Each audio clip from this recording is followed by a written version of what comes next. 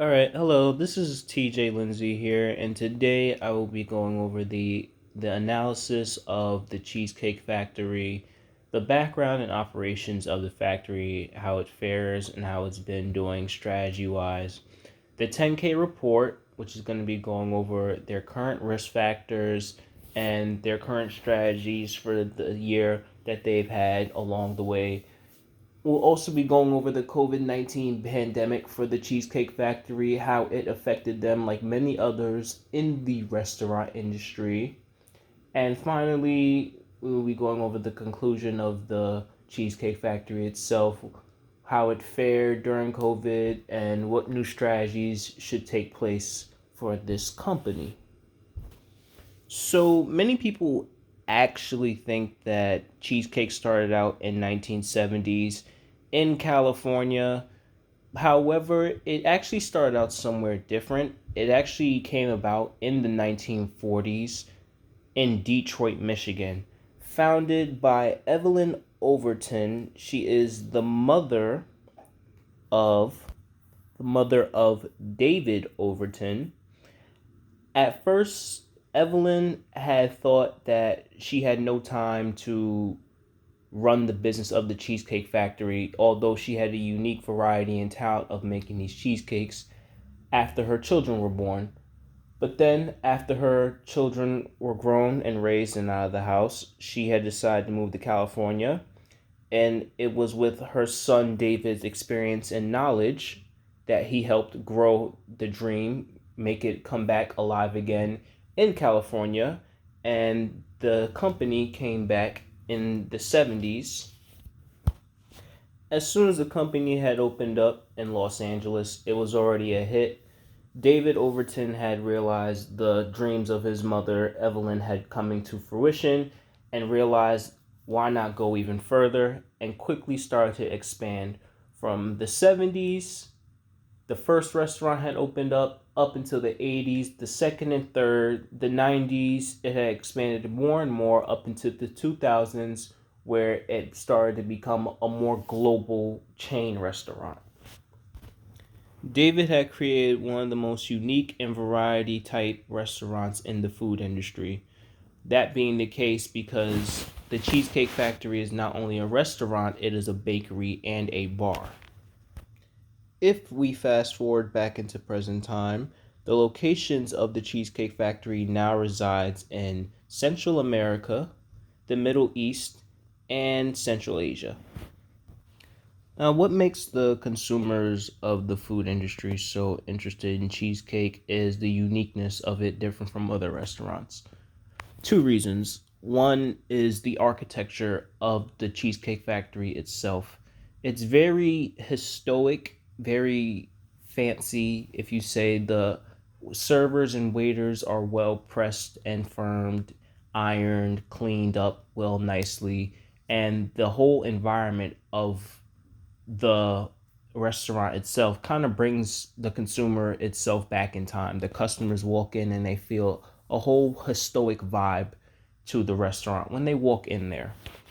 The second case being the large variety of the menu. Cheesecake Factory has one of the biggest menus in the food industry. Massive pages of food that is hard to read, and on top of that, they have a variety of massive cheesecake desserts. With up to 298 restaurants and counting around the world and Canada and the United States, the Cheesecake Factory has grown in popularity with its variety of a large menu in their restaurant, bakery, and a large variety of beverages within their bar. Quite honestly, the only thing that's stopping the Cheesecake Factory from expanding any further, like other food companies run into with a similar problem, is following the protocols and understanding the protocols at that of other countries and nations when it comes to food safety, health, the type of food that can be served, and the type of expansion in a certain landmark that could be pronounced. With that being said, Cheesecake Factory has made high, well known accomplishments in both Dubai, Hong Kong, and Mexico.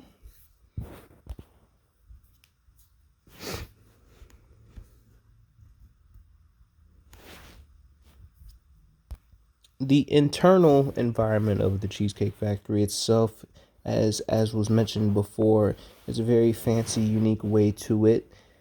It holds its servers to the utmost standards in dressing well properly and giving quality service to their customers, along with the back of the house kitchen and proper organization fanciness, and as always following food protocols, making sure that they don't risk bad health inspection needs of any kind, or making sure that they keep the corporate social responsibility within their environment to be positive with one another and to give the utmost quality care within their food, their beverage, and their baked goods.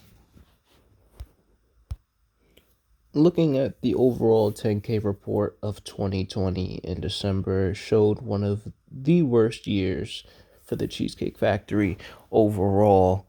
It probably had one of the worst runs as considered in the restaurant chain industry. Some thought that it wouldn't even come back at all from this depleted crop of continuation.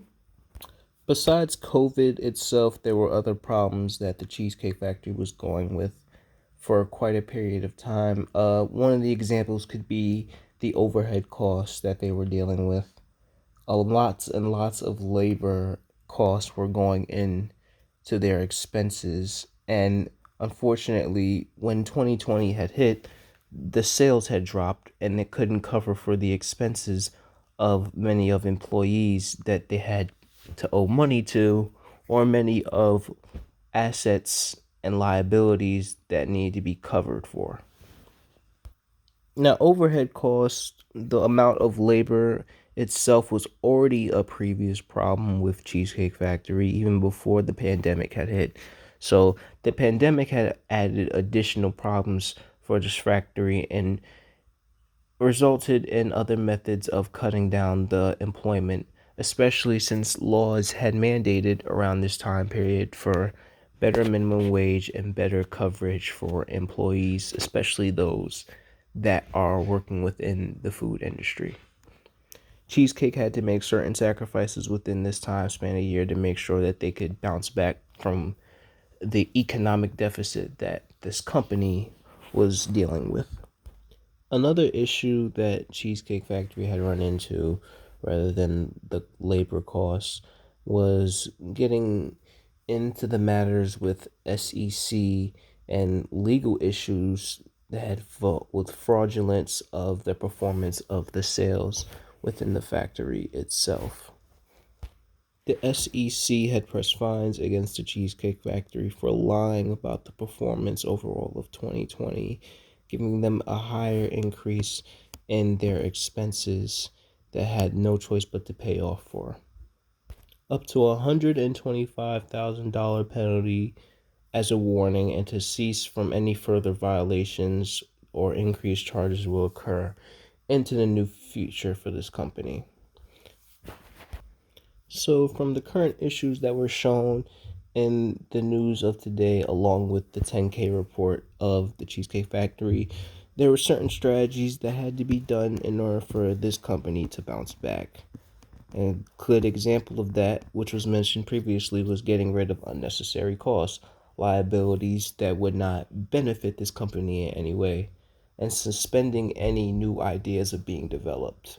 That means growth and expansion that was being strategized in plans in certain land was being cut off, being put to a hold. And any other things that had reductions of sales and was seen as unnecessary waste had to be cut off immediately, or they would seek further downfall in their performance and paying back the highest of necessary debts. With plans of growth being put to a halt and unnecessary costs being cut off, it seemed like Cheesecake Factory was coming off to a fresh start and getting rid of this New Year's pandemic that had caused them to be put in a rut that forced them to take these new measurements. Overall, the company's hope in all this was to make sure that these strategies and tactics were used to enforce new structure and new opportunities that would occur once the pandemic had slowed down and the marketplace would continue back in its normal setting. Now, the most damaging impacts from COVID to the Cheesecake Factory were much more than the profits and sales. It was the overall foot traffic that was within the areas of the restaurant that had slowed down. The cheesecake factories are mostly resided within the malls themselves, and no foot traffic going through the mall would mean a prevention of lack in sales and new strategy that had to be formed within Cheesecake Factory's market. With depletion of the foot traffic and depletion of the profits that they were previously making in successful terms in 2019 as compared to 2020, Cheesecake had to revise the previous strategies that they were looking forward to in the near future. Shutting down up to 27 locations with throughout the US and the globe. Now, with all these statements in the 10K being made from the year of 2020, it's hard to say accurately if they are still valid of the year 2021. For example, the Cheesecake Factory has been known throughout the course of the year to have been very responsible and follow mandates of government and regulations plus upon restaurant chains. Following the guidelines of the CDC and local health departments itself, they continue to serve and comfort guests via go and delivery orders. All previous locations, well, not all, but some locations were opened back up due to how hard the pandemic had hit certain areas around the globe. There are some reports in the 10K that still remain valid, however. The example is the online and to go order sales have done tremendous in making sure that Cheesecake keeps up somewhat of their performance financially in the profit margin. The to goes and deliveries is what not only kept the profit of Cheesecake up, but also kept employment on a rise for people who were doing delivery job services for the food market. Right now, the Cheesecake Factory still relies heavy on the fact of online orders and delivery services still doing well in sales performance much rather than on-site dining. The off-site catering has also been popular to those within the consumer's interest who still want the dining experience or the quality taste of the cheesecakes itself. Now, the plans for this company is to use the investment done by the company of Rorik Capital Group that had invested $200 million to bring back the Cheesecake Factory on its feet and the popularity of the company itself since on-site dining had been approved and back on in certain countries and areas including the US, Canada, and Asia and Central America. As far as surviving goes, the Cheesecake Factory now has the financial need to get a competitive edge back into the market. Their continuous strategies of expansion will further on once the pandemic and vaccinations begin to more and more grow throughout the United States and the areas that the Cheesecake Factory resides in currently. As long as these strategies and tactics that they are performing in the post-pandemic follow mandates from laws run in other countries, then there should be no issue for them in the near future. So from the currently forecasted outlook in December 2020, the Cheesecake Factory sales had dropped over to 22% compared to last year in 2019. However, in the months of 2021, their sales have quickly begun to rise back up from 25.0 in stock price forecast up to 54.0 in stock price forecast. What's currently keeping the company up to this date as of now is, quite honestly, the off-site catering and delivery service. If more utilization is put into this company to use this, then they should see progress in the near future. Will dine-in be popular for consumers? Yes, it very well so. However, there are some consumers that are still very weary of the pandemic, post-stress, or any other kind of matter that will prevent them from going out. And this would be considered in a large portion.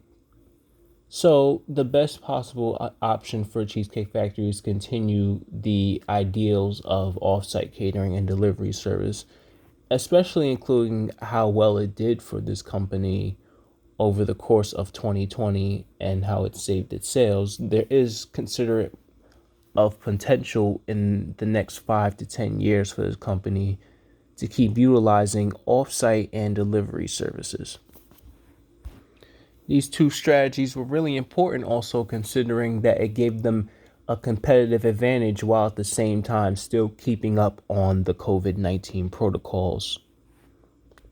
Overall, there are three things to consider on why this company should be bouncing back faring well, even after the post-pandemic had damaged their sales dramatically. And although it had seemed like the company would not come back from this stress of downward sales performance, legal issues, and foot traffic being depleted. To start off is the investment they had gotten at around the end of the year 2020 to the beginning of 2021. $200 million investment had helped them not only stay alive, but to continue their plans for the future. Secondly, the 10K report strategy itself. The strategies had helped in the performance of 2020 and not only keeping them alive, but also continuing the pushback of what the pandemic had done in the course of 2021. The Cheesecake Factory has now cut off old problems of employment and overhead cost. They have also solved the issues of lack of foot traffic even after post-pandemic. The options for the Cheesecake Factory would be best in consideration to look through each strategy over again and to find out which ones that should be kept from the 10K report of 2020 and which ones should be rid of. The example would be the suppression of expansion should be get from the report of the list itself, given that the pandemic has come to a closing end after the vaccine has been put out. Finally, the delivery service of the Cheesecake Factory itself had not only made the comeback of sales within this company, but also has given employment opportunities within the delivery service. On top of that all, it gave a satisfactory to customers who demanded their cheesecake back. This company will survive post-pandemic even after all that damage that was taken to them, as long as wasteful costs are continuing to be taken out. They're striving to increase throughout the globe and sticking to the origin of the Cheesecake Factory itself. We'll only know what will happen in the near future depending on how they go about their current strategies to their previous strategies to what the vision will be like for them post-pandemic. Quite honestly, the company should stick to making sure that they just continue on with a competitive advantage themselves, striving and keeping their origins intact, and keep on living the dream in which Evelyn and David Overton had continued to strive on. Thank you so much. Have a wonderful day.